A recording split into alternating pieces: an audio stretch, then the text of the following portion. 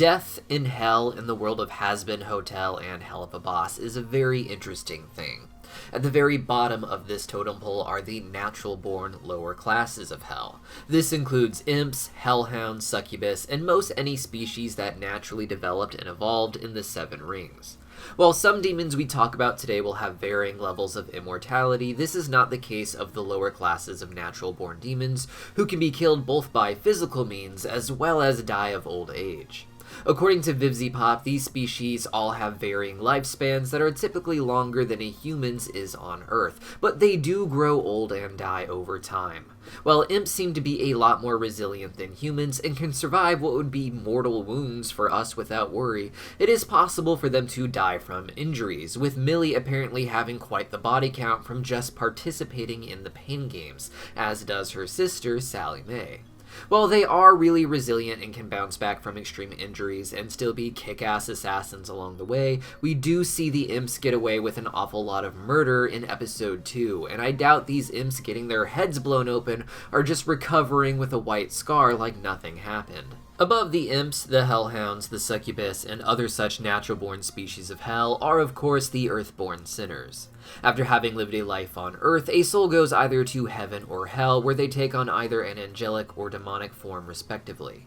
Unlike the natural-born species of hell, the different species of sinners seem to have fewer rules, if any, with their demonic forms just being a reflection of their life and soul, though some families can share some traits, such as Angel's family all being spider demons from what we have seen, though this tends to be from them having similar themes in their life, such as a web of crime in the mafia. Hell is the punishment for these Earthborn sinners, and as such, they are immortal. They will never die of old age, and you can't murder them by typical means either. For a while, it was just accepted that being stuck in hell meant that you were there forever, but at some point, the never-ending influx of souls have caused an overpopulation issue in the Pride Ring. According to early live streams with VivziePop, Lucifer started coordinating with Heaven for an annual extermination, where angels known as exorcists come down to kill as many sinners as they can using special angelic weapons. These weapons are the only known things that can kill or even permanently injure an Earthborn sinner. As we have seen in the Hazbin Hotel pilot, some of these weapons get left behind and are picked up to later be sold on the black market. As we see in episode 5 of Helluva Boss, the angelic weapons are then melted down and repurposed into other weapons. According to Moxie, this has changed the way war works in Hell, but we don't know exactly what that means. Hell seems to be a unified place overall, and while the princes of the Seven Rings can have legal battles, it hasn't stopped them from shutting down travel between them, let alone having wars. These weapons would presumably only be useful in a war between two factions of demons in Hell, but perhaps we will get more information on what this really meant later. With the Earthborn sinners being otherwise immortal, it has raised a lot of questions about what exactly happens to sinners who are mortally wounded as we see in the pilot, or those who are eaten by other demons such as we see in the Alistair prequel comic. While these things may not be canon by the time the new series airs, what with all of the changes we are seeing in the official promo art, the question has plagued the fandom for a while now. The most popular theory came from Blue Raven 666 here on YouTube, who theorized that demons simply respawn, similar to how they are said to first manifest in Hell after dying on Earth. VivziePop and series writer Adam Nalen confirmed that this is the case, but that sinners are actually in horrible pain until they respawn or reshape themselves. Others, who are for instance destroyed in the destruction of cherry bombs or Sir Pentius's War Machine, would experience a painful death-like experience until they are fully healed. This makes me wonder if this was at one time a place meant for humans to be physically tortured, but eventually there were too many humans to torture and they had to focus more on managing them as a whole. Above the Earthborn sinners are the royal elites of Hell. In previous videos, I had discussed the royal elites of Hell being long-living, but not immortal, as early live streams with Hazbin Hotel crew had claimed this. However, VivziePop and series writer Adam Nalen confirmed recently that royals like Lucifer are immortal, but unlike the immortal Earthborn sinners, Lucifer and the elites are able to reproduce and have children in Hell. In most real-life writings, demons as a whole are interpreted as being angels who rebelled against God, or fallen angels. However, in Hazbin Hotel and Helluva Boss, there are natural-born demons like the imps who developed naturally in Hell. Lucifer in particular has been confirmed to be a fallen angel, giving him dominion over Hell, allowing him to create laws such as the ones that restrict the sinners to the Pride Ring. He, and by extension his daughter Charlie, cannot be killed by angelic weapons, and instead they are only able to be killed by an angel with a higher ranking smiting them. Ranking below Lucifer and his family are the other 6 princes of the 7 rings.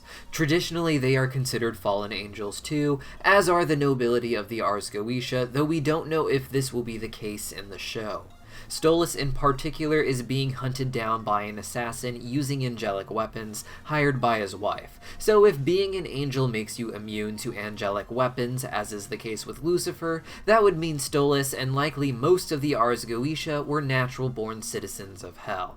All that being said, my theory for now is that most of them are fallen angels from heaven, or have parents who were fallen angels from heaven, as is the case with Charlie herself. I imagine the Ars Goetia and probably the 6 princes are angelic, but can still be killed by angelic weapons, with Lucifer and his bloodline's immunity being a perk of his high angelic rank.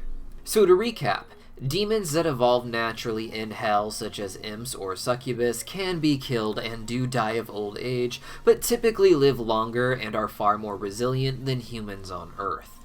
Earthborn sinners are immortal but cannot reproduce in Hell, though of course their family from Earth can still come to join them after they die if they do not get into heaven. The royal elites seem to be made up of some noble natives of Hell, as well as fallen angels, though only Lucifer and his bloodline are confirmed to be fallen angels for sure. As a whole, these elites seem to be immortal and are only able to be killed by angelic weapons, with the exception of Lucifer and Charlie, who can only be smited by a higher-ranking angel, and unlike the immortal sinners, they of course can reproduce. Now on Earth in the show, when you die, you go to either heaven or hell, so that often makes fans ask what happens to a demon when they die in hell, and Angel even jokes in the show that they perhaps go to double hell. That being said, Vivziepop has said in early live streams that she imagines the consciousness of the demon just ceases to exist and that their soul just dissolves into the energy of hell, with the evil of their soul infecting some of the stuff surrounding them. This is why in the background you will often find eyes and mouths growing all over things in both shows, and there are even vortexes where this evil pulls up and creates monstrous flora and fauna, such as a place Vivziepop calls Wonderland in the Pride Ring, but she noted that it was uncertain it would ever actually show up in either series. This has been all the information I was able to dig up and piece together about how death works in the show, but what do you guys think? Let me know your opinions in the comments down below, and while you're down there, check out the pinned comment for a link to our Discord server where you can talk with me and other fans about Hazbin Hotel and Helluva Boss every day. See you guys then!